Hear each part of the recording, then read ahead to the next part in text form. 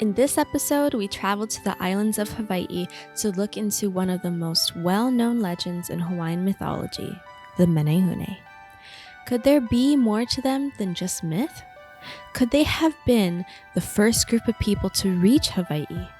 Today, we'll gain a little more understanding in this episode of I'm Scared, But I Like It.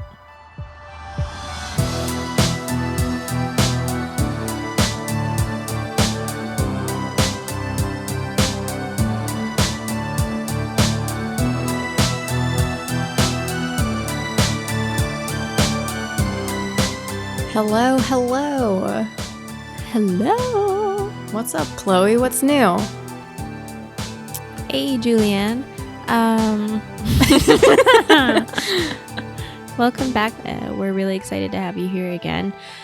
Gosh, well, first of all, I want to say thank you for 100 followers on Instagram. Oh, wow. Look at us. Yeah.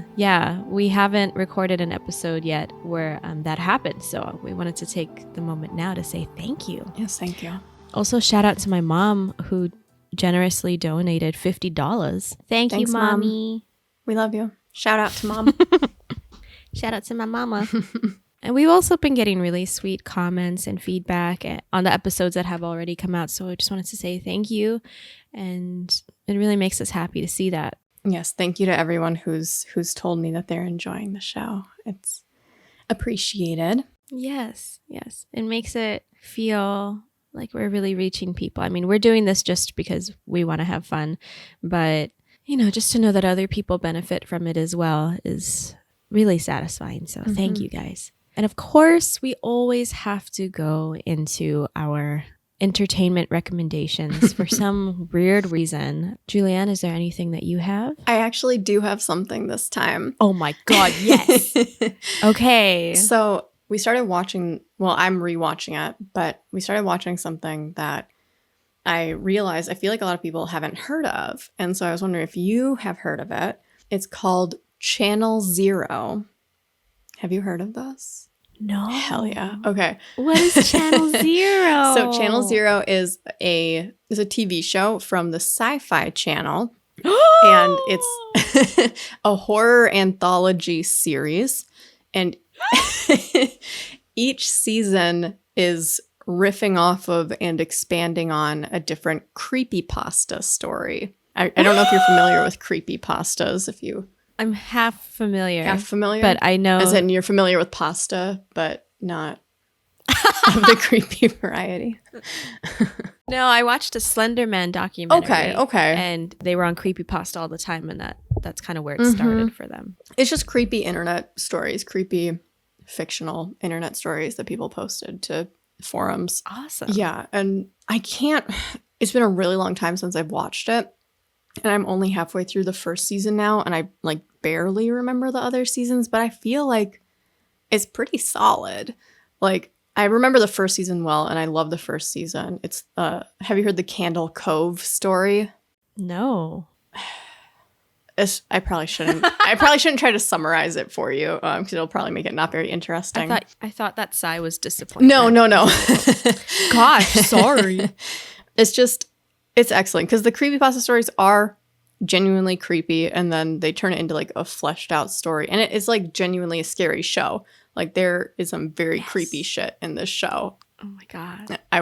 I want to say more about one of the monsters, but I'm not going to. But it's horrific. Okay. I recommend it. Oh my God, I can't wait. Okay. And I think each season's only 6 episodes, and they're 40 minutes, so it's not a huge investment or anything. Where can I watch it? Where can we watch it? Well, if you have a Shudder account, if you don't know about Shudder, it's kind of like Netflix, but specifically for horror. You can watch all of Channel Zero on Shudder. Definitely recommend that. Shudder's a great service with a lot of cool horror options. It might be available on Apple TV and Amazon Prime as well. I'm doing a cursory look here. Maybe whatever YouTube TV is. It's not very expensive, I'll tell you that much. It's $2 on most of these, so worth checking out. Awesome. I'm going to definitely check it out. Hell yeah. I'm desperate all the time for a new anthology series, so here we go. What about you? Yeah, I got a few things to say. Okay. A few weeks back, I saw Don't Worry, Darling Oh no, there's been so much drama around that movie. Oh man. You know what? This is my personal opinion, and some of you might disagree, but I don't know. I liked it. I thought it was I feel like that's how you feel about most good. movies. You're just like along for the ride. Yeah, I guess I'm really like open-minded, huh? Florence is great. I've heard Florence's performance is amazing. Florence did a killer job. Good. And I think she's the reason why it's worth seeing. But I also think the set is really cool.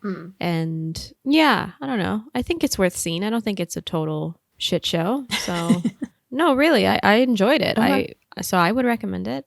I saw Barbarian recently. I need to see You didn't see it yet? I need to see it. Okay.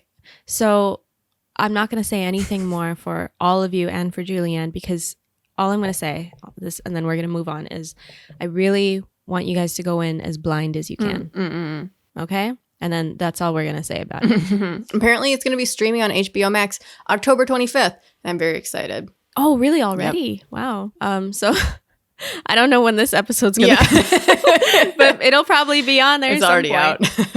Yeah, it's probably already out. Go check it out. If you are a horror fan, like a true diehard horror fan, I think you need to see that movie. I also saw Smile right after, like a week after I saw Barbarian, and it was a stark difference. I don't really recommend it. That's what I've heard. Yeah, it's okay. It had its potential. For me, it didn't reach it. And then a couple other ones. If you guys are on Netflix, there's a show called The Midnight Club that just came out this year. It's by, what's his name? It's the same guy who did The Haunting of Hill House and The Haunting of Bly Manor. Oh yeah, he did Oculus and he did Absentia. What's his name? He did Oculus? Yeah. The fuck is his name? Mike Flanagan. Yep. He also did Midnight Mass, which is another one I would highly recommend. What's this one? Midnight Mass and Midnight what else? So it's called The Midnight Club. Are they related? No. Oh. So The Midnight Club just came out this year. I loved it. I really loved it. And then Midnight Mass was excellent. So go watch that if you like that kind of stuff. I don't know what that is. Netflix. If you have it, go look.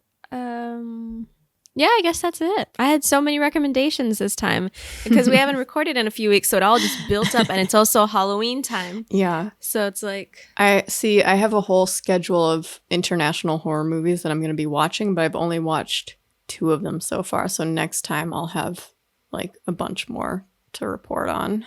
Didn't you just recently watch Dark Water? Yeah. We watched Dark Water on Friday a couple days ago. That was dope. That was really good. The Japanese one. Not the English one. Yeah. English one's not too bad, I've heard too. But it's horrible. Oh, I didn't think it was that bad. I thought it was pretty good. But the Japanese version is like next level creepy. So guys, Dark Water, Japanese version. Yeah. Yes. Very good. Yes. It's not like over the top jump scary or anything for people who are a little skittish about that kind of stuff.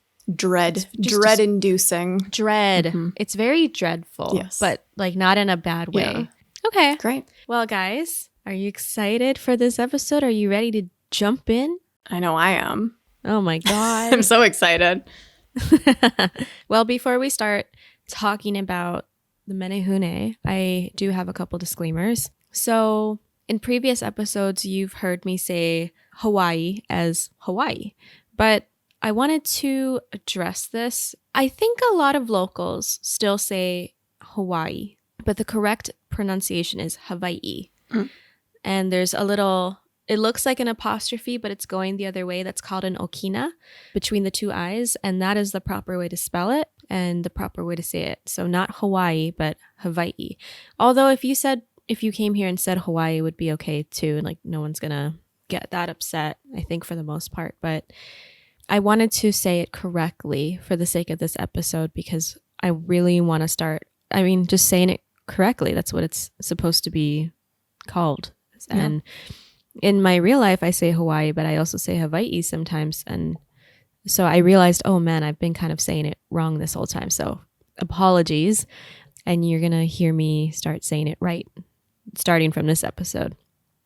And also just like a cute little PSA that if you guys do come to Hawaii to vacation, that's awesome. But just make sure that you respect nature, you respect the animals, and you kind of respect the locals too, because sometimes some of us like live in areas that are like popular tourist destinations because the landscape is so beautiful, but sometimes when you park your cars, it can block up places. It makes life a living hell for people who actually live here. So I just want to say, if you come here, you're welcome. Just be like kind-hearted, respectful, and just like think with your heart and think with courtesy. And I think that will be more than enough. So Great. yeah. And in addition to this, the Menehune, it's such a vast topic that I'm not going to be able to get into everything today. So we could focus on like the legends of the Menehune, but in this episode, we're going to talk more about the origins, what they are, and the theories on what they could be. So keep listening. If you do want to hear more about Menehune legends, like the actual stories, I'll have a really good book to recommend later on. Julianne, have you ever heard of the Menehune? I have heard of the Menehune. You have? What's your idea of them? I mean, my knowledge of the Menehune, I think it began probably in an episode of Rocket Power on Nickelodeon as a child. What? I'm pretty sure Rocket Power has a Menehune episode. I don't think they go into depth, is all I'm trying to say. And I actually have a little piece of Menehune artwork that I found in a thrift store long, long, long ago. And I don't know a lot about them, but my impression is that they're kind of like little, trickster fairies or something. But I don't know if they actually have the trickster vibe. I don't know if they're just little fairies. I don't know. Hey, you're pretty close. Am I? Okay. Yeah, you're actually right on the money. Okay, great. Yeah. Episode complete. Yeah, okay. See you next time, guys. Well, to understand the Menehune, we must first understand their origins and the people who studied their origins. Introducing Katharine Luomala. So I went to the public library and I got my first library card. I'm shocked that I didn't have one before. Wait, you didn't have one before? I don't know. I love reading. I usually just go to Barnes and Nobles and just buy the books. But oh my God. I finally just went to the library and I was like, this is the best thing in the world. Congratulations. Thank you. Yeah, it was like a breakthrough. I was like, oh, finally. This is everything I ever wanted. And I looked up books on the Menehune. It was super fun to like go to the little computer, click, clack. And I found a few books, but one that really stood out and is going to be the basis of a lot of this information is from a woman named Katharine Luomala. The book I found is called The Menehune of Polynesia and Other Mythical Little People of Oceania. It made me feel like a real investigator because this book doesn't even have like, I'll show it to Julianne. It looks like someone made this cover out of cardboard. Yeah. And then just it looks like a scrapbook. Yeah, like they just printed out the title and then cut it out and taped it onto the book. So it looks fascinating. That looks old. It's super old. And I opened this thing and I was like, what is this book? It looks like a journal. It doesn't even look like a published book. And so it got me in the investigative Scooby-Doo mood where I'm like, hell yeah. Okay, this is some secret stuff that I just found in the corner of this library. You can't get this at Barnes & Noble. No, you can't. So a little bit on Luomala.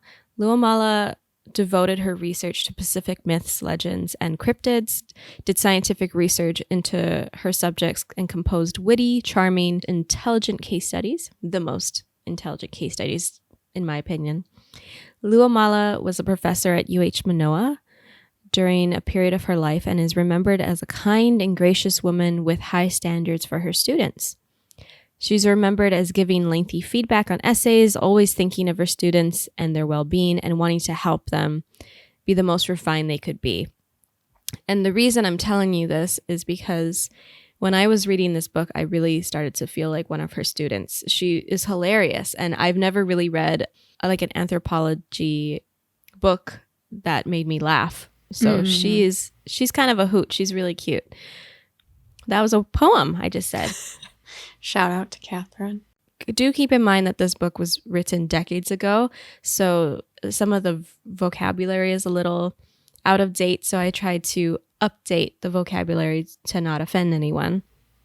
Okay. Yeah. So Katharine, you're going to hear me reference Luomala a lot. The other person I might reference is a man named William Hyde Rice. Now, William Hyde Rice, who, according to my favorite resource, Wikipedia, was a businessman and politician who served in the Kingdom of Hawaiʻi during the kingdom's overthrow and in the following Republic of Hawaiʻi and Territory of Hawaiʻi governments. He collected and published legends of Hawaiian mythology. Rice helped to draw up the 1887 Constitution of the Kingdom of Hawaiʻi, known as the Bayonet Constitution, and was one of the 13 committeemen who forced King David Kalakaua to sign it. He was appointed the last of the governors of Kauai in 1891 by Queen Liliuokalani, whom he later helped to overthrow and place under house arrest, participating in the overthrow of the Hawaiian monarchy in 1893. In other words, this guy really enjoyed Hawaiian mythology and actually put a lot of work into writing it out, because back then the Hawaiian language wasn't a written language. So they didn't have a writing system. And so when these missionaries came over, they taught them not only religion, but they created a writing system, really. So William is one of the people who wrote down a lot of stories and a lot of history into words where we could actually reference them. So he is very important in this role, but he also betrayed the queen and the Kingdom of Hawaiʻi. So, also, like, he's fuck also you. a filthy colonizer. Right.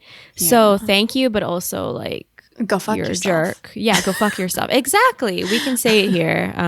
So I had mixed feelings this whole entire time. I was like, okay, fine, I'll use your information, but fuck you. Can I interrupt with a question? Yeah.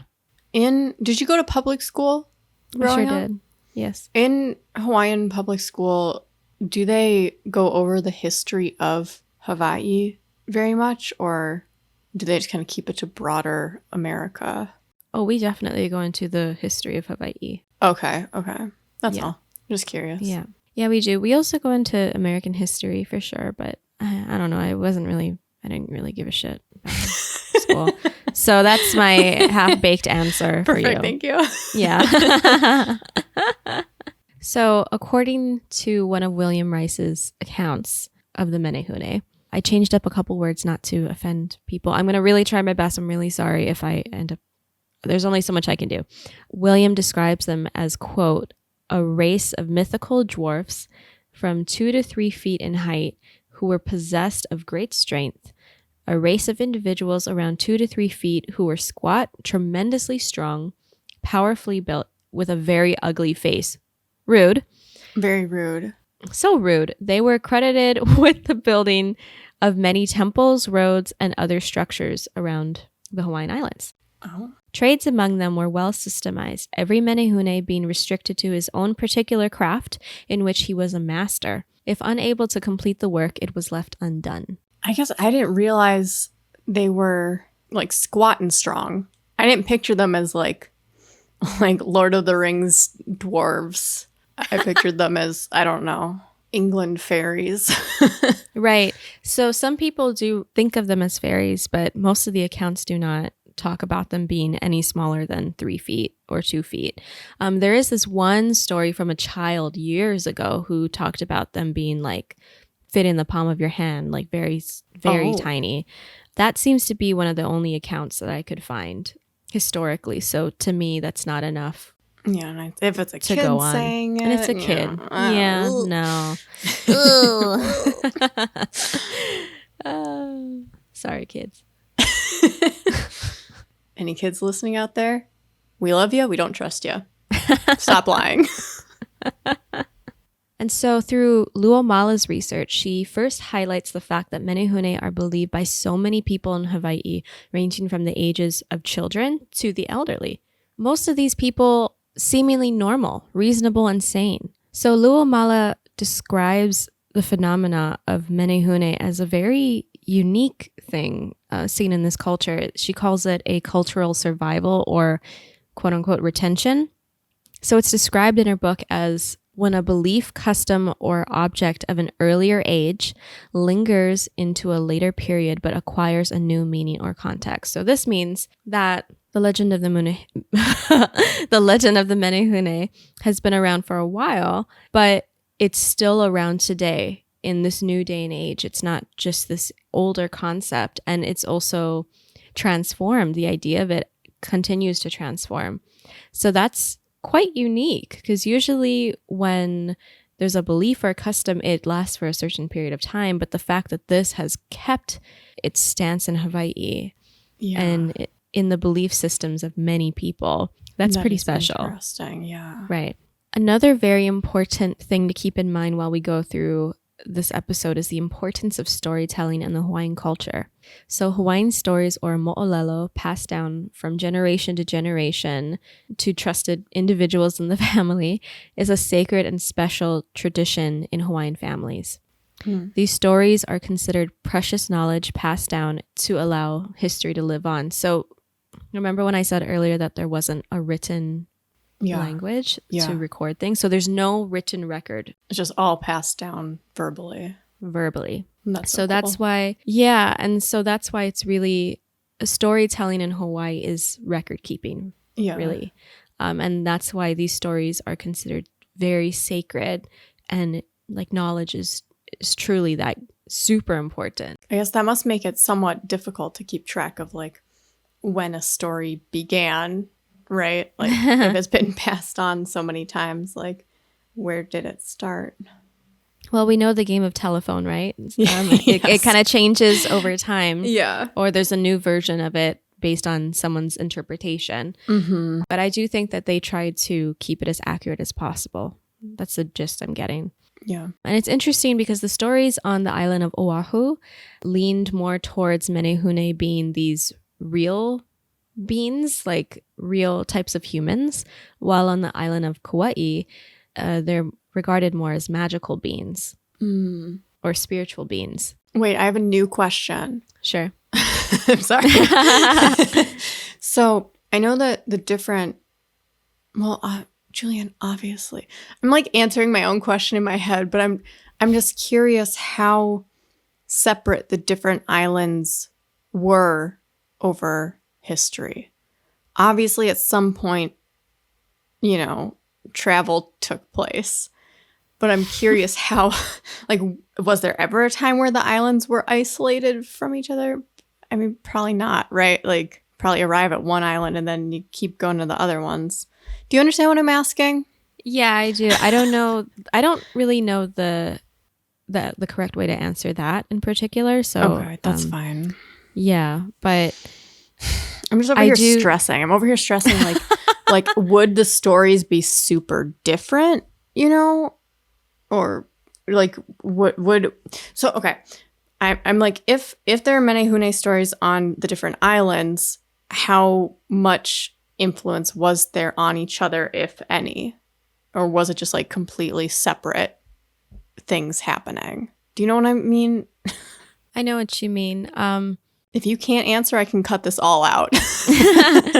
No, it's a really good question. I wish I had a better answer, but based on everything I've read, my best guess would be that there were different formations or archaeological sites on different islands. And so I think it created different stories based off of that.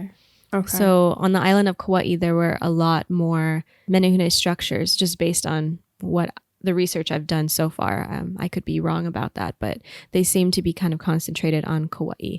Okay. So that would lead me to think, or it would make sense to me why the stories would be more magical on Kauai. And we will get into that later on in the episode, but I'm not really sure where the idea of them being more human is coming from on the island of Oahu. That I don't know if anyone is really super clear on. Okay. Carry on. No, that's a great question. These are the things we need to know. And in today's day and age, Menehune are more considered like little tricksters, as you said. That was the exact word. Whenever something goes missing or gets misplaced, We blame it on the Menehune. Like, Hell yeah. you know, like we, like, oh, we wouldn't lose our bike. Oh, it's a Menehune. Or like, We love a scapegoat. yeah, they really have become a scapegoat. They're also in a lot of marketing. So there's Really? like Menehune. Yeah, there's Menehune water. I'm going to start sharing my screen now. Oh my God. I had no idea. Oh yeah, man, That's so marketing. funny. Yeah. I almost want to get offended, but I'm also not sure if they're actually even real anyway. So, so you know, okay, let me see here. Oh my God. Can you zoom in on that? What? I'm trying to understand the outfit here. Is that just his belly that I'm seeing? See his belly Oh out? yeah. So we're going to talk about their characteristics in a sec, but this is just an example of how they've been used in marketing. So there's Menehune water. You can buy it in Japan as well. Yeah. I mean, so this has been around since before I was born, I'm sure, and I've seen it everywhere. And it's, you know, but when you really look at it, it's like, I guess the story that they're trying to put out is like, oh, the Menehune bottled this water. The like Keebler elves. Right. Also, another example of marketing with the Menehune is at Disney's Aulani Hotel on the west side of Oahu. They have like a little Menehune game where you can find them like around the hotel grounds. And at first I was like, you know, any big company that comes here and tries to make a profit off of the land, I just immediately automatically get really annoyed. But I will give them credit that it seems like they really tried to do their research and design the Menehune statues off of, they say, from Necker Island, which is here. This is Necker Island. So there's formations on Necker Island. So they tried to, I don't know how they gained inspiration from that. But Those are just rocks. I know. Hold on. So this is a picture from their resort. And they have these little carvings here. So at least Disney's trying. I'll give them that. Okay. So let's get into the physical description and behavior of the Menehune so we can understand them better and what we expect them to be just based on numerous accounts taken over the decades. So most of these traits come from Katharine Luomala's book, The Menehune of Polynesia and Other Mythical Little People of Oceania. So here we go. So the Menehune are said to stand 2 to 3 feet tall. They're physically strong, hairy, while other reports say they're hairless. I need answers. Those are two very different things. Yeah, we're going to get into the contradictions because no one talks about the contradictions, but I noticed a bunch of them. Not that I'm that special. I'm sure other people have too. But You I was are. like, this is like probably the biggest issue with Menehune is that the accounts are so different. Right. Yeah. So at one point, they supposedly lived on all the Hawaiian islands, although most of the stories take place on Oahu or Kauai. They have intense, almost intimidating faces. And according to William Hyde Rice Ugly, which is just so rude. So mean. So rude. Look at yourself, William. God. Take a look into your soul, man. Look in the mirror, guy. Oh, boy. The Menehune love to celebrate and are known to be merry. So very much like hobbits, I noticed. Yeah, they have like hobbit vibes. But they sound more industrious than hobbits. Oh, Building stuff. They are not lazy. Yeah. Hobbits are a little more kicked back. They love to eat and feast, especially after the completion of a project. They're well-rounded. They are. They're loud, rambunctious. Some report that they hear humming, like that they hum. Okay. Apparently, they're storytellers. They love to tell stories. They're artisans and craftsmen.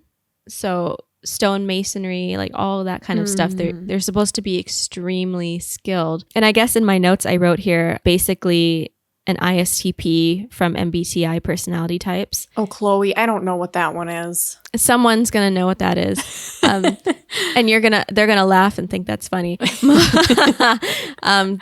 What's interesting is most of these accounts, they consist of male reportings, but not so much female or children. Apparently, they love to play games. They love to make music, sing music, dance to music. Small but fierce, could apparently take on sharks and leaving...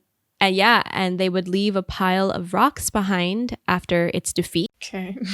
Apparently, they have enemies. Who? Dogs and owls, Julianne. But sharks are no problem? No problem.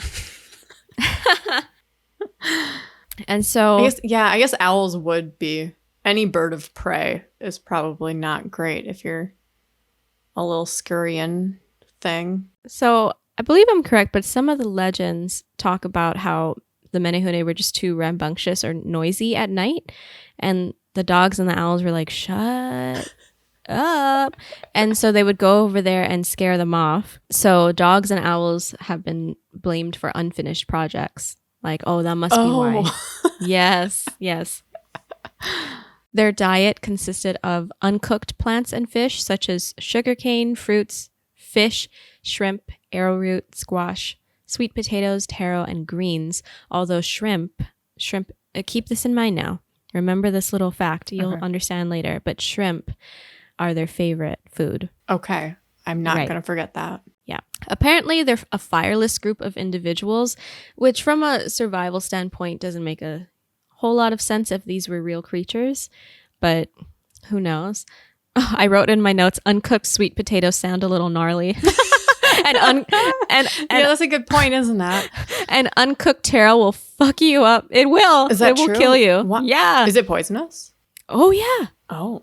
Yeah. I don't think I've ever had taro. Okay, so guys, if any of you, in case, please do not replicate a Menehune diet without speaking to a physician first. Right. So taro is a poisonous plant. You really have to boil and cook the fudge out of it to make it edible. But yeah, please, because that can make you very sick or send you to the hospital, maybe even kill you if you don't treat it. So please be careful. I've heard that about beans and lentils too. If you don't cook them enough, you can get really sick. Yes, that's correct. That's crazy. Yeah, a lot of people don't know that. So make sure if you're using dried beans, okay, random PSA, soak your beans for a very long time, like overnight, and then rinse out all the water just to make sure all of that. Yeah. This has been Food Safety Minute. Yeah. We care about you guys. We want to make sure you guys are like, you're in the know. Okay, anyway, back to the scheduled programming. Another interesting thing to consider is there's another less known mythical creature in Hawaiian mythology called the mu. What? Mu? The mu, okay. Right. So mu supposedly like bananas, while Menehune do not. So, and apparently Menehune bellies are distended while the mu are round. I don't know what that means. Mu are definitely based more in the mythical and magical do you realm. know what like a puppy belly looks like when it's all kind of like young and full of worms? Ew, yeah. Just like that's what distended means. Like, right. Yeah.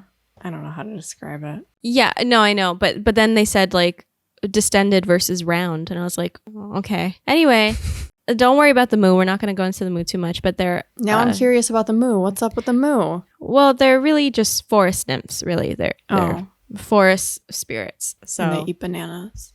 They apparently like bananas. The Menehune do not. Okay. Apparently. I'm on team mu, I think. For that potassium. Yeah. They get it.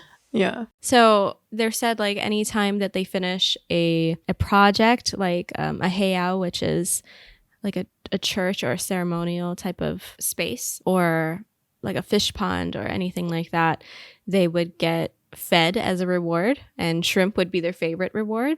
Understandable. Who's rewarding them? What do you mean? Like, are there managers? Are there manager Menehune? They're chief Menehune. Okay. Yeah. They have hierarchy in their Menehune system. Okay.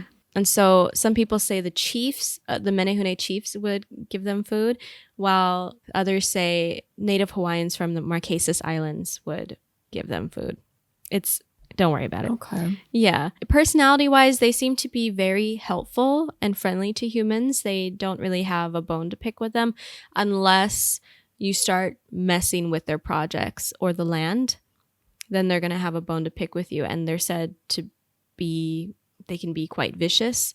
There are some legends that say they can turn you into stone. Oh, fuck. Yeah, and that sometimes whenever they would fight with each other, they would turn each other into stone, which is why I think some of the stone Menehune structures or archaeological finds, I think that went along with the storytelling. And now I'm thinking about that picture you showed of the kind of island outcropping thing with the little stones on it. And I'm just like, oh, are those straight up Menehune? And we just don't know. I don't know. Interesting. I'm not sure. We'll go into Necker Island a little later. Okay, so as we mentioned earlier, there are a lot of contradictions in their characteristics. So Yeah. some accounts say that they're hairy versus, I don't know how to say this, glabrous. I'm sorry. Glabrous. Glabrous? Yeah. How do you spell it? Glabrous. What the fuck is that? The fuck is this word? Glabrous. Oh, thank you, Google. Glabrous. What does that It mean? means very smooth, like free of hair type of stuff. Oh, okay. Right. So hairy versus non-hairy. Yeah, hairy Could've versus just said that. glabrous. Yeah, glabrous. Some accounts say that they're extroverted versus introverted. So they're either shy or they're very like rambunctious. Some accounts, I think this is the biggest contradiction, is magical versus non-magical. So were they actually real human species, or are they just stories or spiritual beings? Some say they're thieves. They're very trickster-y and thieve-like. Or some say that they're very respectful. They're more like cultivators. Bananas versus no bananas. Some people think they like bananas. Contentious. Yeah. And then this is an interesting one too, is some people believe that only people of Hawaiian ancestry can see them. Oh, okay. So they would be invisible to others. And that's why they're very legendary, because only a certain group of people can see them. But I have a couple stories in this episode that might go against that belief. So we'll see what we think later. Have you seen a Menehune? I have not. Okay. I have not. No. Well, that tracks with the theory then. There you go. So far. 1 point for that. And yeah, I think we touched on this a little bit earlier, but it's strange that a lot of these accounts are mostly about men. Yeah. Or male sightings. My little drawing is a little lady. And I'm good. I'm like, where did this come from? Right. So if they were really real beings, then you would think that we would see the females and the children, right? Their offspring. But really what we're seeing or hearing about is male Menehune. I mean, with Lord of the Rings, I'm pretty sure you can't really tell the dwarf sexes apart from each other. I'm wondering if it's like that. Perhaps, but even then, like the offspring would be Oh, sure. Yeah. a thing, right? Yeah. And even in the legends, some legends give like numbers, like a census back in the day. A Menehune census? Yeah. And I don't have those exact numbers with me right now, and I don't think they matter too much. But the point is that the male census heavily outweighed the female count. Interesting. And so with that very few amount of women, with that amount of adult males, it doesn't make a lot of sense. Or if there were a lot of women, were they dying off early, or we're not really sure. Yeah, I have questions about their lifespans. Yeah, we don't know. We don't know? Okay. We don't know. Interesting. Maybe some people have theories, but I wouldn't say anything that's concrete.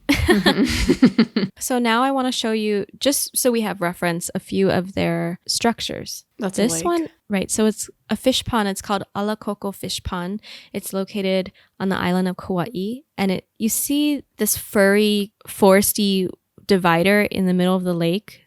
That wall. What? Yeah, like that strip of land between the river back there and this huge fish pond. Yes, I do see that. Yeah, so that is a 900-foot wall that is said to be carefully crafted by the Menehune. Oh, interesting. Okay. I'll take you to our next one, the Necker Islands, which we discussed a little earlier. This is the island, right? Just to refresh everyone's memory, this is the island that Disney got inspired by.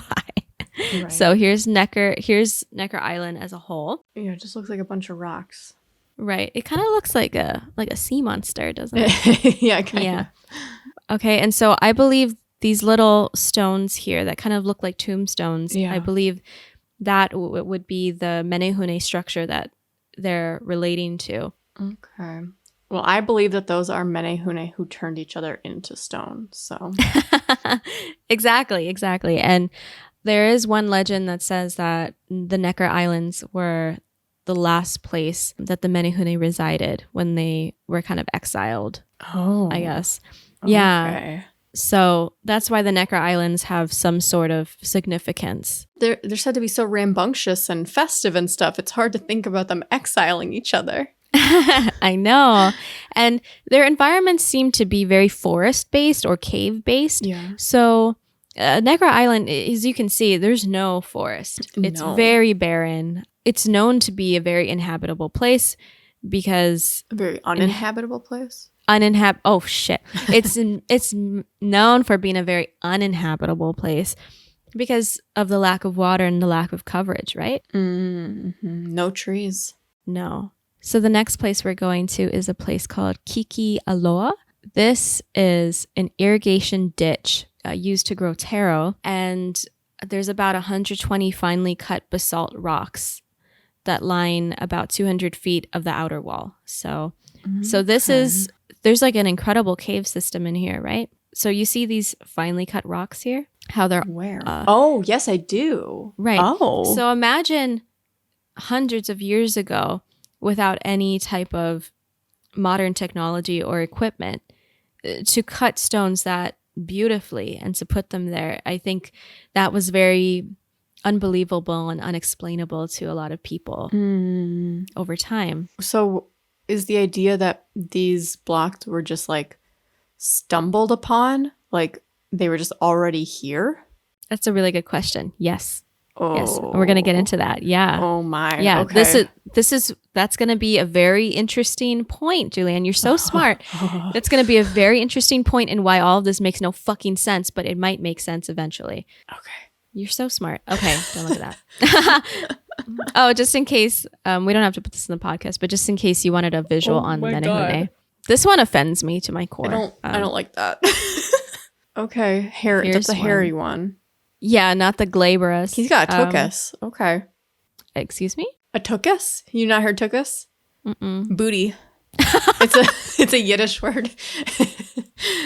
Oh my God. And I want you to remember this picture for later. I don't want to remember this picture, but okay. But I think this one probably shows the most characteristics of what we've heard so far. But remember this picture. I'll remember that picture. Okay. So the last place we're going to go is Ulupo Heiau, a heiau on the island of Oahu. So you see all these stones and like this whole structure here. Mm-hmm. That was said to be made by the Menehune. Okay. So, okay, hold on. Go back.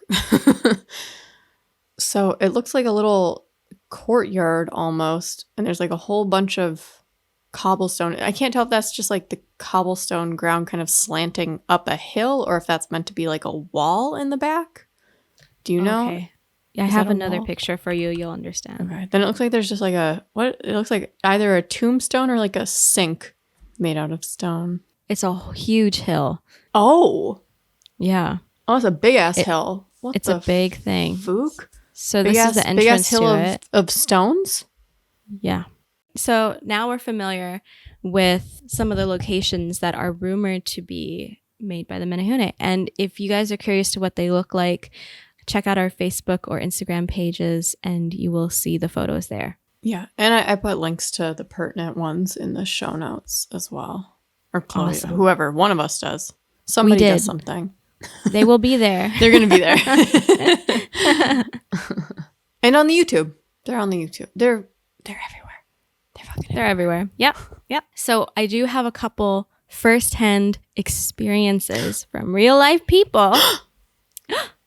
But before we get into that, I just want to say, as I mentioned earlier, we're not going to go into the Hawaiian legends. I'm not going to be reciting any of them, also just for copyright reasons and not to make this episode like 3 hours long. But a book I do recommend is called Tales of the Menehune. I would get the revised edition, compiled by Mary Kavena Pukui, retold by Caroline Curtis, and illustrated by Robin Birmingham. Chloe, wait. I came up with a hilarious joke that I should have said at the very beginning. What? Mene-hu-they. All right, we can continue. No. I'm not gonna put it at the beginning. I'm just gonna leave it right here.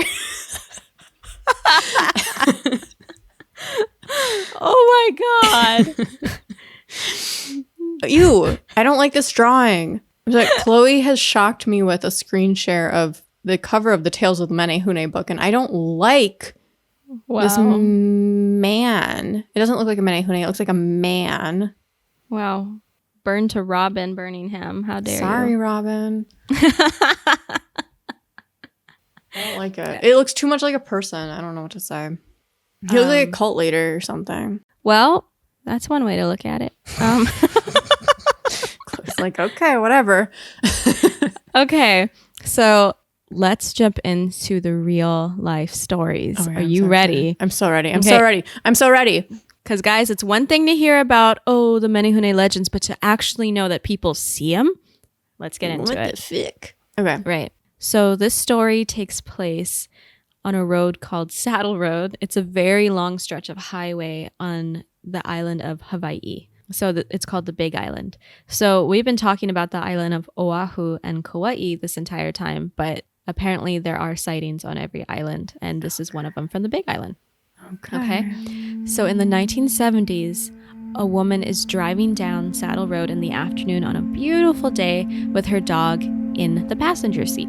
She slowly approaches a long stone wall that looks like it was made with lava rocks, that she described.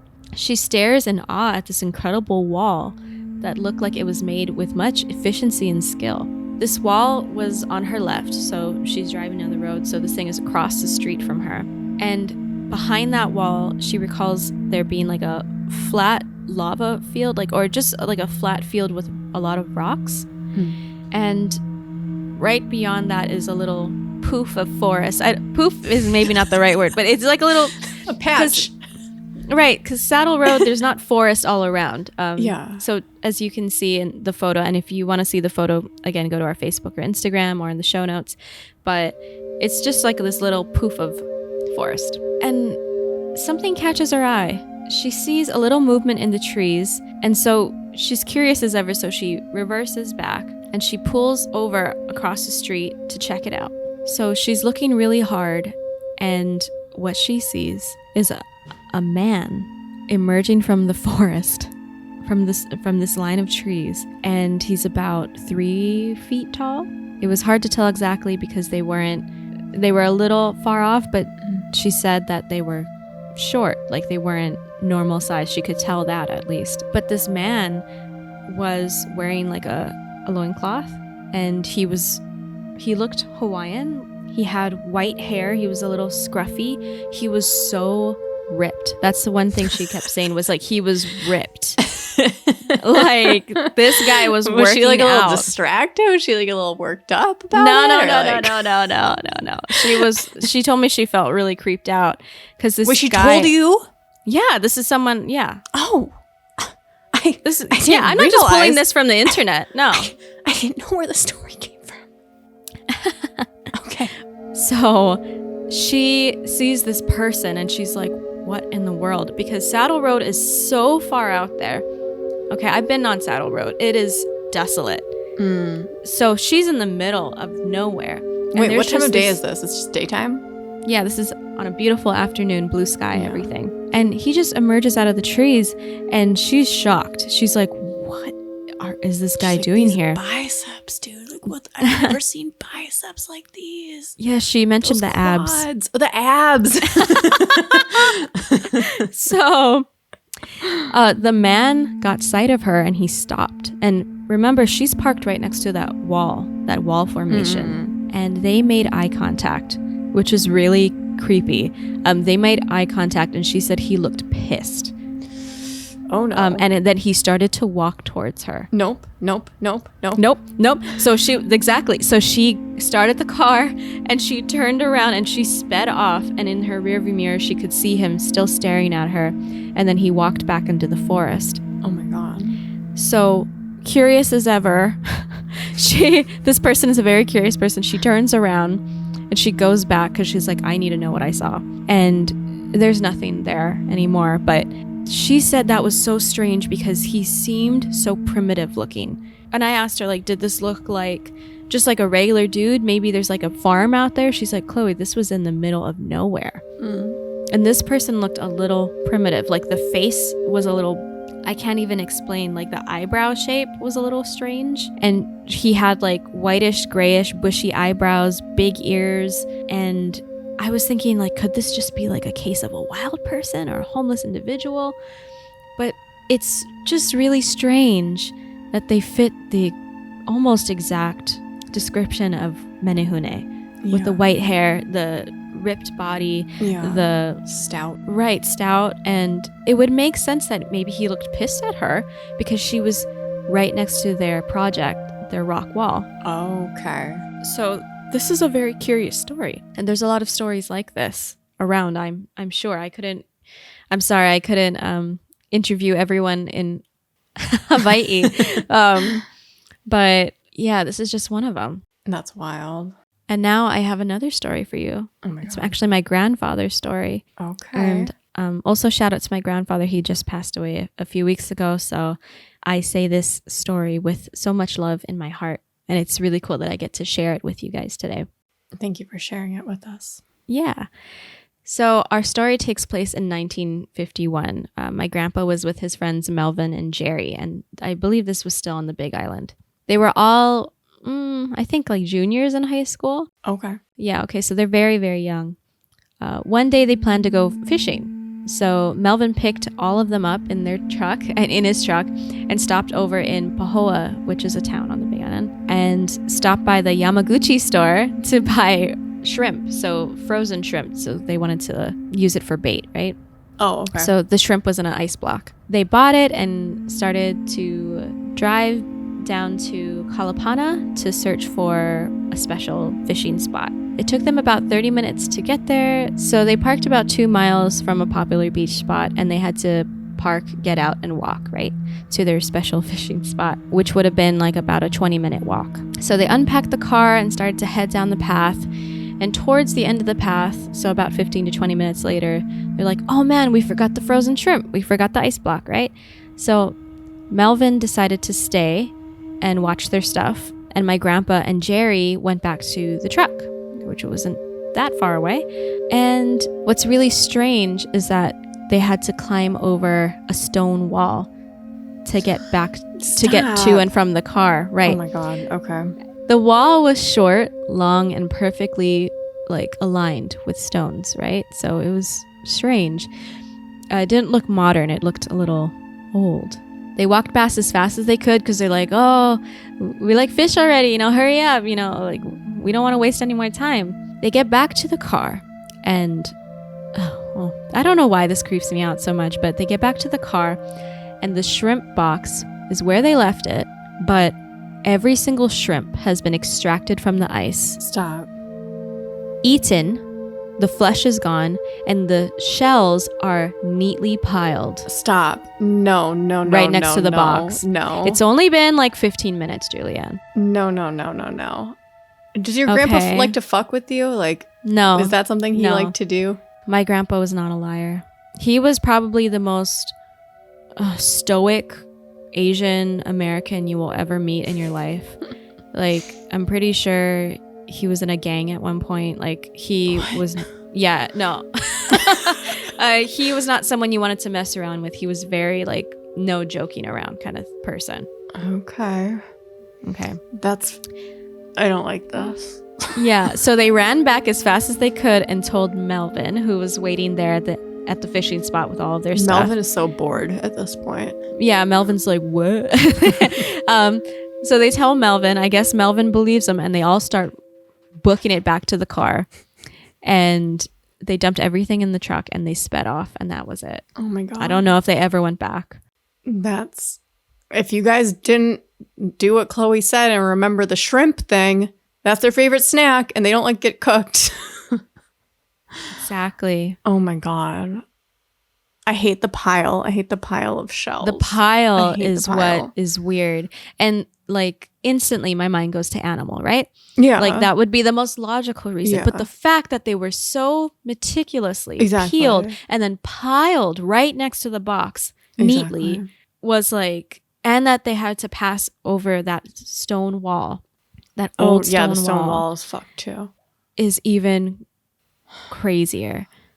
Do you guys So have raccoons on? No, we island? don't. No. We do not. The worst we have is like mongoose, but I really can't see a mongoose doing that. Yeah. Can I tell you something? They're like ferrets. I have to tell you something funny and like kind of creepy. Oh yes, I love it. So I was camping at one point. I don't remember why, but we left the cooler out, like not in the car. We left it out on the ground.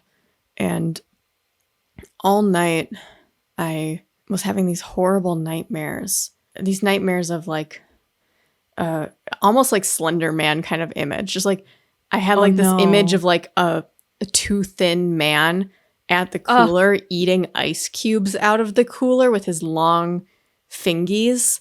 And it was just like the most horrifying dream to have while you're camping.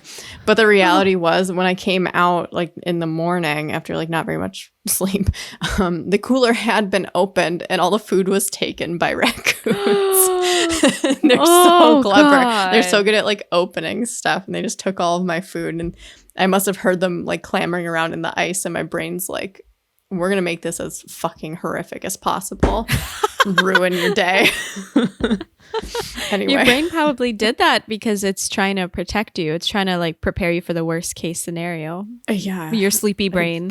Thanks a lot. Yeah. Thank God it was just raccoons though. But I mean, we don't actually know. Here. We don't actually know if it was just raccoons, do we? Or it was the Slender Man. Okay. It could have just been a man eating the ice. That is just that is so unsettling. I know. I don't like that picture in my mind. Just like a very focused man chomping on plain ice cubes in the middle of the night at your campsite.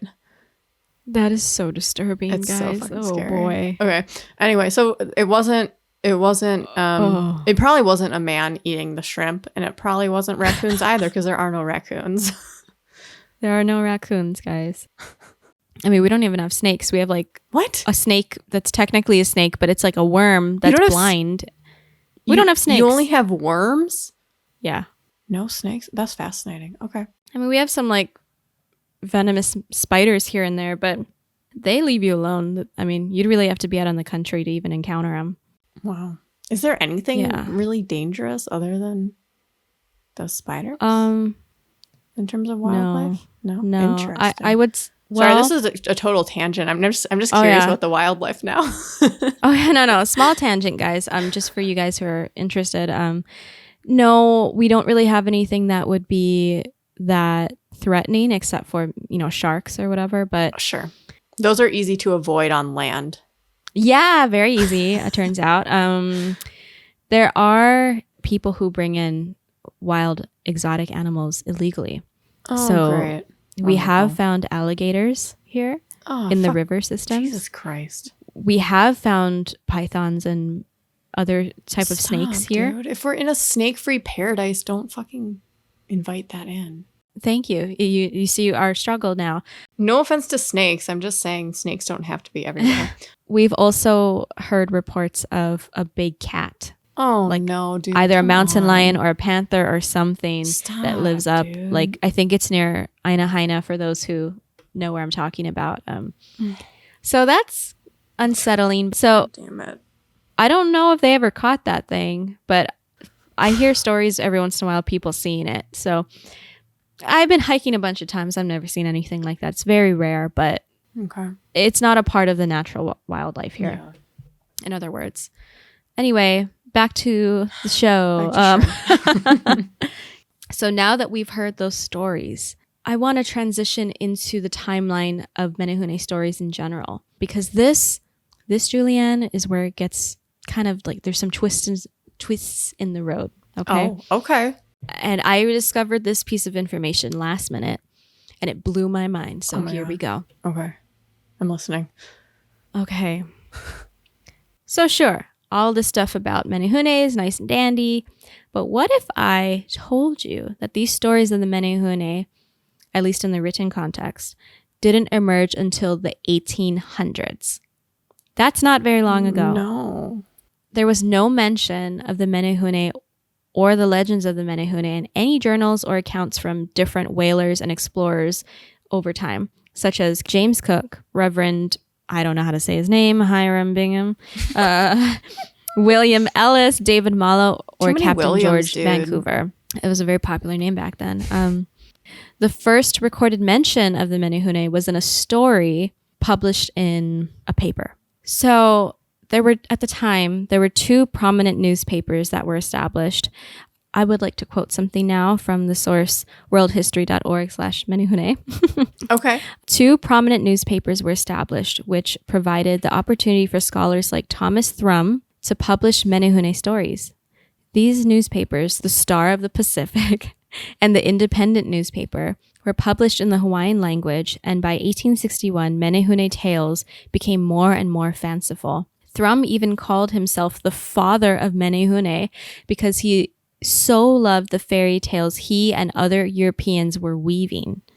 Linguist and educator William Dewitt Alexander was Good emphasis. was the first European to ascribe magical powers and characteristics to the Menehune, identifying them as a class or race separate from humans. Oh no. In a brief history of the Hawaiian people, published in 1891, Dewitt talked about notable constructions in the islands and declared that the industrious Menehune elves were responsible. I found this last night before this episode, and I was like, this changes everything. Oh no, this changes everything. So this is a game changer, because this is obviously a very clear sign that the Menehune were mostly made up and created by, particularly mostly by two men. Filthy Thomas. colonizers who didn't think that the Hawaiians were capable of building stuff. I know. Oh my God. And publishing these stories. And, it asks, why do humans make stories up? Right? It's because we're bored. Sure. But it also helps us to remember because history we're horny. Better. Okay. Sometimes. And I'm not speaking for sometimes, me. Go on. I don't know if they were horny about the Menehune. We don't know when they for wrote sure. this, but there's no way to know for sure, I guess. Okay. There's many theories out there. I guess that's one of them. But I can't remember what I was saying. Anyway. Sorry. So our girl, Katharine Luomala, right?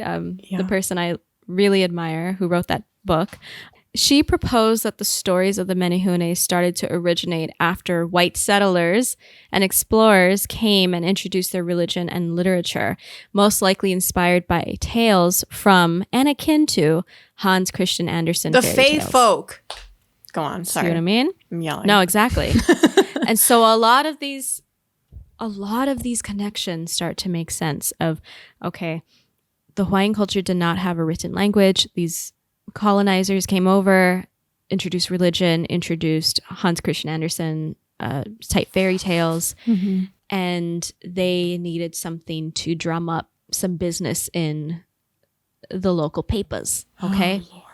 And then this is where an explosion of Menehune stories really started to come forth. Oh, okay. Is it possible that the legends of the Menehune existed before these men started writing these stories? I cannot give you a clear answer on that because it's such a spoken history, right? So it really is almost like a game of telephone where we're not sure how many details are based in truth or were just kind of developed over the decades. We don't know. But I think it's interesting to ask what does Menehune even mean? Like, where did that name come from? And this is where it starts to get even stranger, because obviously the mythical part of them seems pretty made up, right? And it's a really interesting way to keep track of history when really, like you said, these structures were made by pure skill from the original Hawaiians who were there. Yeah. Like their stonemasonry and their craftsmanship was beyond impressive. It was excellent. And so that's interesting that we attributed that to the Menehune and that these two men had a lot to do with that. But again, what's interesting is, where does that name come from, Menehune? What does that mean? What does it mean? Right? And so if they're not mythical beings, if that's all made up, then is it possible that they could have actually been real? So here's the very basic history. Around. Due to radiocarbon dating, which means just the aging of the environment or bones or whatever type of material you're testing, due to that, we know so far that there was a wave of people that came from, I believe I'm saying this right, Marquesas Islands. And then there was a wave of people from Tahiti that came. Okay. And so according to some stories or beliefs, when the wave of Tahiti people came over and they encountered the Kama'aina, which Kama'aina means the folks who are originating from that place. When they saw the Kama'aina, they called them Menehune, which in Tahitian language means those of lower class, because in Tahiti there were different classes of people and Menehune was like the lowest, or one of the lowest. Interesting. So apparently in this theory, the wave of Tahiti people pushed them out, the people from Marquesas. They pushed them away, called them Menehune, less than, lower than, and that the people from the Marquesas Islands were the real the real Menehune, right? Okay. This is one theory, but there's another twist. There's also another story that the people that first came, that we know were there first, the people from the Marquesas Islands, that when they arrived, according to legend, when they arrived, the fish ponds and the heiaus, all of that was already there. Oh my God. And so is this based in fairy tale? Or if that is actually true, then who was here first? Now, Julianne, there is actually one theory that could turn out to be true. What? Believe it or not. What? Here we go. Okay. Have you ever heard of Homo floresiensis? No. Homo floresiensis was a species of human that we thought died out so much earlier, but turns out they were still living around, I think they went extinct, as far as we know, about 50,000 years ago, but they were around when Homo sapiens when we really thought that all the other human species died out. Okay. When we thought that the Homo sapiens were like the last standing, they were still kind of around. Okay. So what we think happened was Homo floresiensis was originated from a group of people in Africa, and that they voyaged. Now, voyaging across big lengths of water is pretty impressive. Yeah, no kidding. That they voyaged from Africa down to, I believe, Bali, and then settled in Indonesia.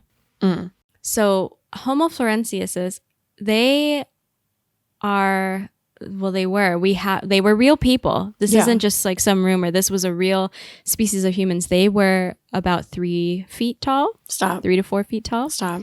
And I'd like to show you pictures of them now. Oh, I forgot to show you all the pictures of... Okay, pause. This is William Dewitt Alexander. Okay. One of the writers. Okay. Oh, this is the shithead from Iolani Palace, who overthrew the queen, but also took really good notes. Okay, his outfit's pretty sick, gonna be honest. And this is Thomas Thrum. No. That beard's a no for me. And this is our beloved queen, Liliuokalani. Hey. Who she was imprisoned in her own palace, and Jesus Christ. She was filled with grace the entire time, but that's not the episode we're talking about right now. But I just wanted to share that with you. Thank you. So this is a scale of how short they would have been compared to the average human today. Okay. Yeah. I believe that they reconstructed what this person would have looked like from the skull. Oh, interesting. This is a more sophisticated version, but fancy. Right. Finally, we see a woman and maybe a child here, which is interesting. It is quite a big jump, because if they were believed to have gone extinct about 50,000 years ago, and the first recorded history of people from the Marquesas Islands coming over to Hawaii around 1,622 years ago, around there, That's a huge jump Yeah, versus them going extinct 50,000 years ago. That is a big, it's a very big jump. It is. But it is possible that they could have got here from Indonesia through voyaging across the ocean. Yeah. Though it is interesting to note, too, that the water levels were a lot lower at the time. So if there were any... Of the whole ocean? Yeah. Like you can like you just fucking sea walk levels across? No. Sea levels were just a lot smaller back then. So because we've had a significant rise, if there were any like archaeological evidence of rafts, for example, it would have been probably washed away or lost. I see. Right. No, it wasn't shallow enough for them to just walk across. But it is possible that they could have come here because they had the capabilities, but they would have had to been in the Hawaiian Islands for a very long time. Right. But what if they did die out long before the people from the Marquesas Islands came and that all these fish fawns were just there? But there are a lot of legends, too, that say that Native Hawaiians used to call upon the Menehune and that structures kept being built. So that would signal to me that they were still alive, that they still are alive. Yeah. A lot of people claim to see them in this day and age. So wait, hold on. Right. Hold on. Yeah. Do we have any... I can't remember what the carbon dating was from. Do we have dates on the fucking walls? Do we know how old the walls are? I don't know that. Fuck. Okay. Yeah, I'd have to go back. Damn it. But it seems like that was probably just from the people from Marquesas Islands doing that. Yeah. Yeah. God. If Homo floresiensis were the first group of humans or species of humans to arrive here in the Hawaiian Islands, then they would technically be the true Kama'aina. And something I didn't mention earlier, actually, do you remember when we were talking about the census? I do remember the census. Yes, I do. In, I think, the early 1800s, like 1820s, around there was a census taken on the island of Kauai, and about 2,000 people claimed to be of Menehune ancestry. What? Yes. Wait, hold on. Who took it? Let me see. Filthy colonizers? It's right here. No. This is from our university's data here. Sometime around, I'm quoting from Guides Library, manoahawaii.edu. So Hell yeah. the first population census in historical times was undertaken in Wainiha Valley, Kauai, near the beginning of the 19th century. A careful census of Valley counted more than 2,000 people, 65 of whom were described as Menehune. 65 then. 65 people. Menehune were the legendary race of small people who worked at night building fish ponds, roads, and temples. That's so interesting. Yeah, this is the census they have from records. The source is from Historical Statistics of Hawaii, University Press of Hawaii, Bureau of Census. So sorry, 2,000 people were taken in that census, but 65 of them claimed to be of Menehune ancestry. Do you hear any of that nowadays? Do you hear anybody claiming that kind of relation to the Menehune? Yeah, some people still do. Really? Yeah, it's not very common, but some people still believe that they are descendants of the Menehune. This is all just so interesting because, I mean, it is kind of related to our Canada episode, isn't it? Where there could be a level of different species of human not quite knowing what to make of each other and like overlapping very slightly. Like that's very possible once again. Right. Ugh. The only thing that's stopping us from really getting on board with this theory is that there's just no archaeological evidence. Yeah. And the year gap is a lot crazier. It's significant. Yes, it's a significant amount. But I want to make this point. Digging up the dead in Hawaiian culture or in the islands is kapu, which means off limits. Like you do not want to do that because it's just extremely disrespectful. People were either like placed up in the mountains or they were buried in very special places. And to the Hawaiian culture, like if you disturb that, it's extremely disrespectful because they don't want to be disturbed. The whole point was to have peace. And I think just digging up anyone's remains anywhere in the world is seen as very distasteful, right? Sorry, Somerton man. Yeah. I mean, excavation is one thing. Like if you're exhuming the body, like to figure out a crime, that's one thing, you know, that brings justice to them. But just to dig, Yeah. it can become quite controversial. I won't get into this very much, but there are a lot of rumors that construction sites who accidentally dug up Native Hawaiian bodies, especially the ones that kept going anyway. I think there's a law now that stops that, but bachi on you and your cow. Bachi means bad luck, bad karma. So there's a lot of very creepy stuff that happens, like reports of people getting really, really haunted. Oh, okay. Or cursed. You don't want to deal with that. Anyway, so it's possible to me that we just haven't dug enough, that we haven't dug down deep enough. We haven't tested enough. But you would think if they were there for such a long amount of time and they still are there would at least be one set of bones somewhere. Yeah. That we would have accidentally dug up or found.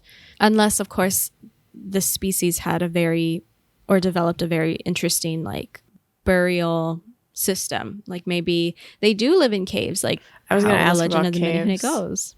Right. Maybe they have a cave system and their dead are there.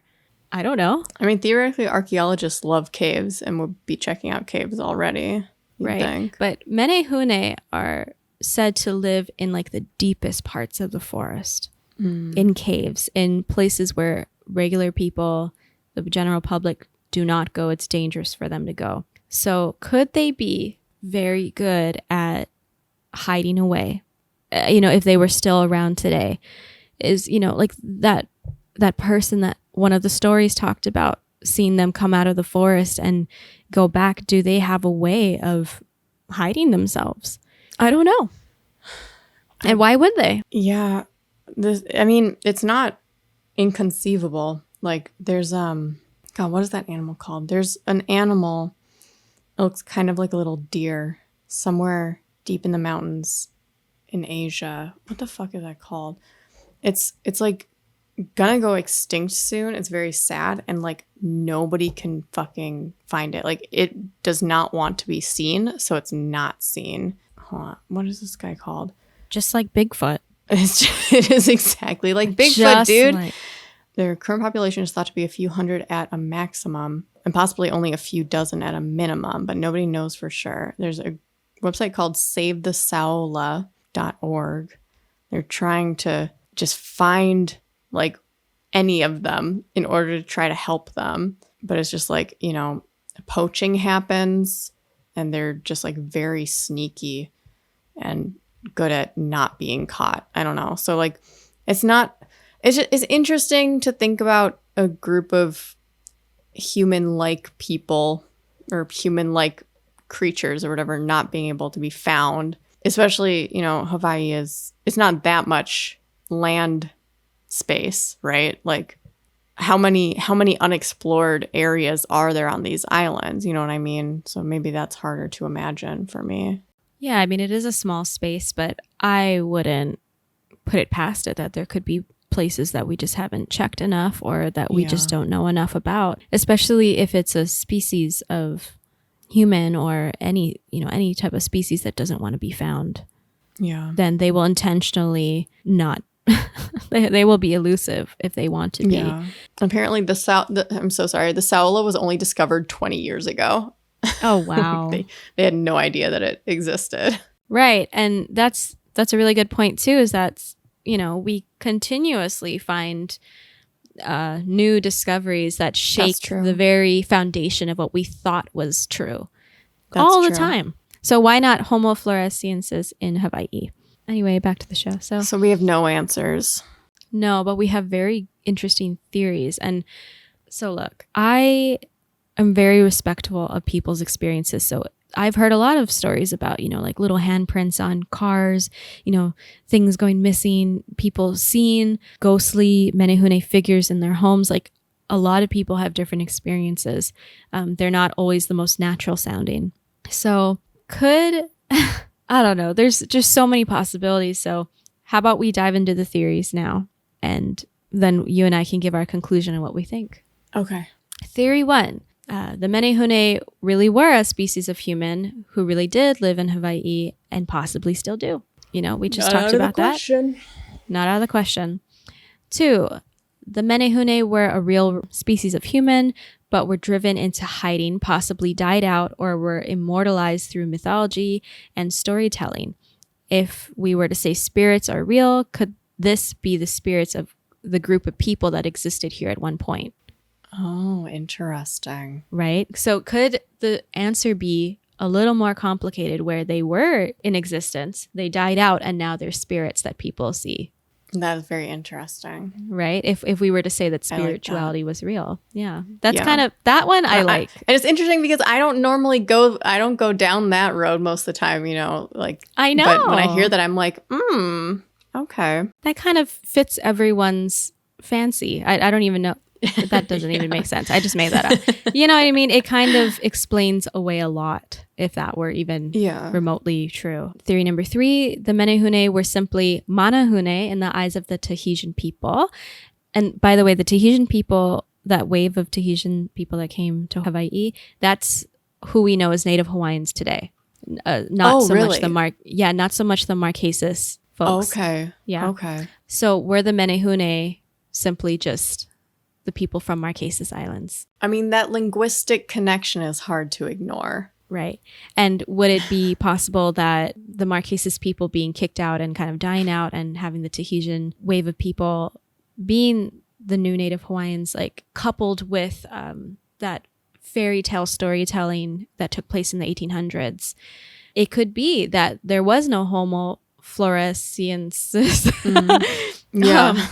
And that it really was just the Marquesas people being called the Menehune by the Tahitians. And now I'm curious how much could the filthy colonizers have misunderstood the story and just infused their own Hans Christian Andersen style into it? Oh, like they definitely did. Just the Menehune, yeah. No, they definitely did. Like it seems, apparently, it very much looks like the stories of the Menehune building these fish ponds and these irrigation dishes came directly from those two men writing for the papers, right? In the mid-1800s. So many guys who just love writing fanciful stories. But also think about this, because that census that was taken in Kauai in the early 1800s, that was before 1861 or 62 when these stories started coming out. So obviously, there were whispers and knowledge of the Menehune even before these stories came out. Yeah, that's true. So when did these stories really originate? We don't know. But it seems the fantastical parts started in the 1860s. But I think, honestly, the Menehune were regarded as real people. Because look at it, right? If people are claiming to be of Menehune ancestry in the 1820s, then that must mean to me that they thought that they were real people at some point. Yeah. So I agree. So there you go. I think we just answered our own question. The original belief was they were real people. Around the 1860s, that's when the fantastical fantasy element of it came into play. There you go. You're welcome. Thank you. Not to you, just to history in general, I guess. Is it possible that this is just purely manifested out of energy and enough belief? Like these stories are like, I don't even know if this is real quantum mechanically, quantum physically, whatever. But what if these really did start as stories, but people believed them, poured so much energy into them that it started to become real in some spiritual way? I don't know if that's even possible, but that's a very far out there theory. Yeah, I mean, isn't the manifestation of something really just pouring energy and concentrating intention into one area of something? Could it be possible? We don't know. Yeah, I guess that's it. That's it for theories. Julianne, where do you stand? I want to make it clear, Chloe, that the law of attraction isn't a real science law. And there is no proof that manifestation is a thing. You just said it very matter of fact there. So I just wanted to revisit and make sure we're on the same page about that. Oh, I apologize. I didn't mean it so concretely, but there are theories out there. Yeah. I'm saying, what if we were to take that theory and if assume just for a second, it were true? Yeah. Would it be possible with those set of circumstances? I'm not saying it's real. Okay. I'm saying it's a possibility. It's a theory. Okay. Thank you. So, Julianne, where do you stand? Fuck. I don't fucking know, dude. What the fuck? Like, what? Oh God. I don't know. It stresses me out because it's like, I know. Me too. I mean, okay. So maybe I'm getting a little kooky with my old age. But I don't know. There seems to be there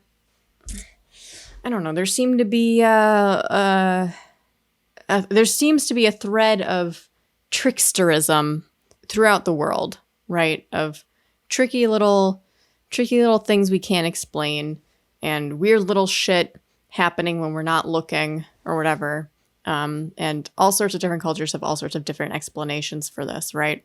So I guess that kind of takes me to a place of like, what if that kind of high strangeness is all one thing and all of our stories, all of what we call it across different cultures are just us taking bits and pieces of stuff that is real and applying it to something that we still can't understand fully.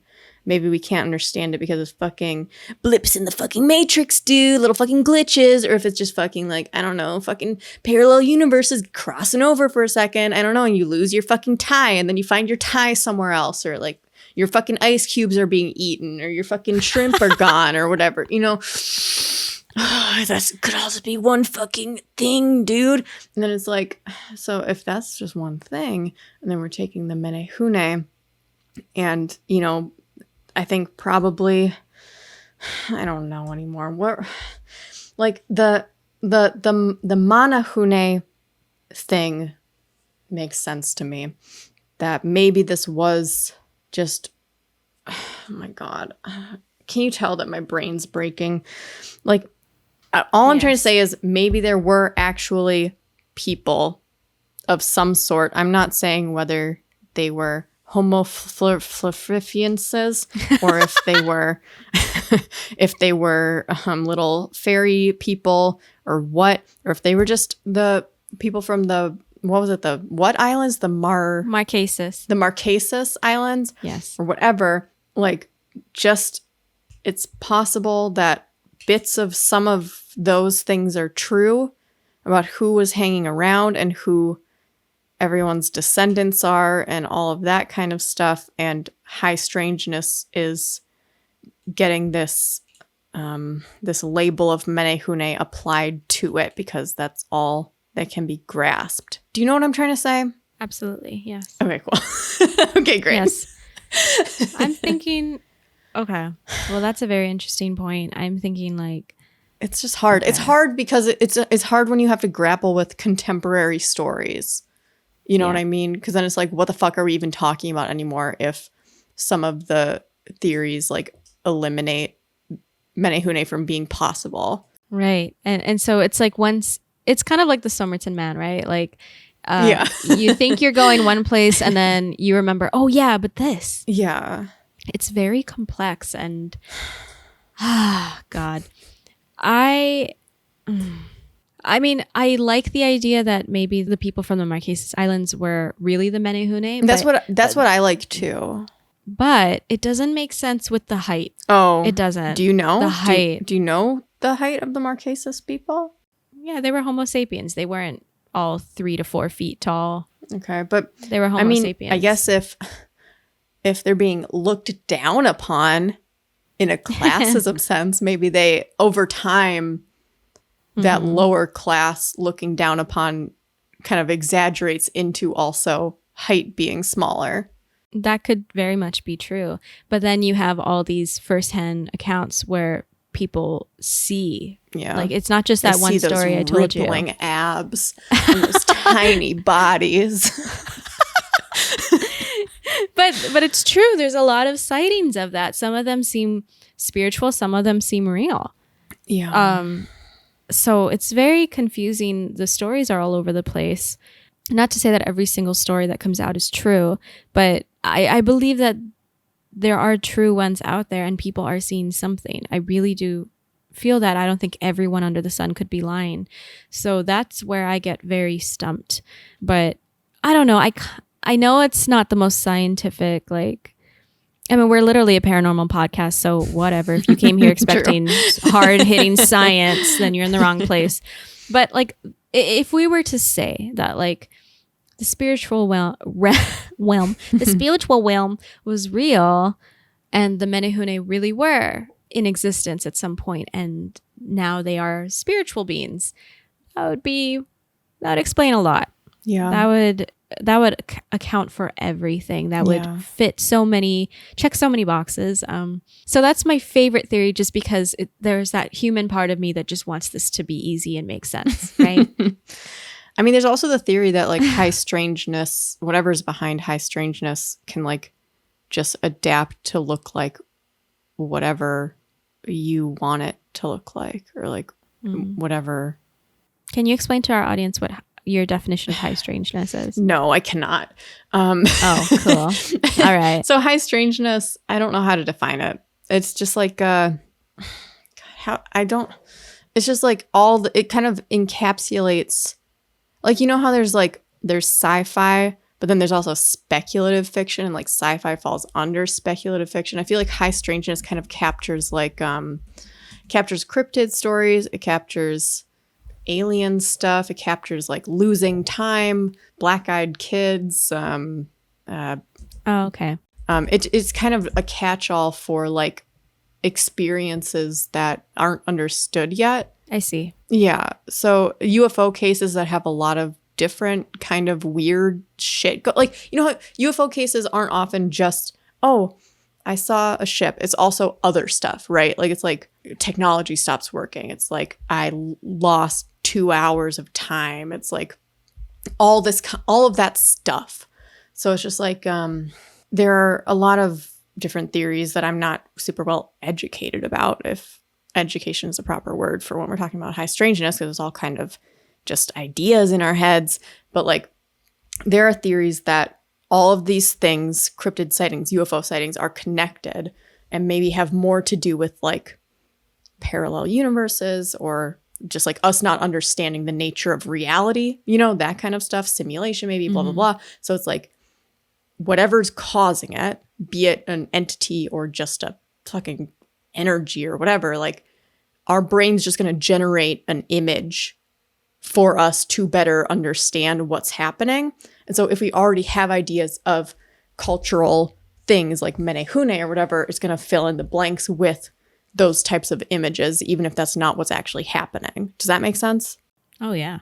Okay. That's all. I'm sure a lot of it is exactly that. Yeah. So that's why it makes sense that there are contradictions, right? Like if right. That's the case. And that's why I'm just like, I really can't put my finger on what I really think about all of this, because I wouldn't be surprised if it were like the truth were like a mixed bag of a lot of these things that we talked about today, and in a strange way that we can't even think. You know, like maybe a little bit of this is true, that wasn't true, but this was really true. Like, we don't really know. Yeah. But it certainly is interesting that these aren't just nearly stories of like forest nymphs or magical beings. That, again, this is very unique, that the definition of Menehune keeps changing over the decades. Yeah. I was expecting it to be more straightforward, all of it. No, it's such a web. Yes. A labyrinth of information and turns. And I think it really comes down to belief, and it comes down to your experiences. Because some people who might have thought that they've seen Menehune or really believe that they've seen it or encountered it, it could be very real to them, and they might have a very different view. So it really depends on who you are, what your experiences are, and what you believe. Me, I'm just not convinced on anything right now. Yeah. But all of this information is damning. It's not damning. It's interesting. It's puzzling. Very and puzzling. I think that's why this is a very unique case of cryptid or legend. I agree. I guess that's it. I'm sure. You guys I'm made not it gonna all recover. the way through. I didn't know going into this episode that like the research for this was going to be so intense. Yeah. I didn't know that it was going to be this crazy and that there was going to be so much history and theories on this. Like, it's just nuts. Yeah, there are a lot of different angles. Yeah.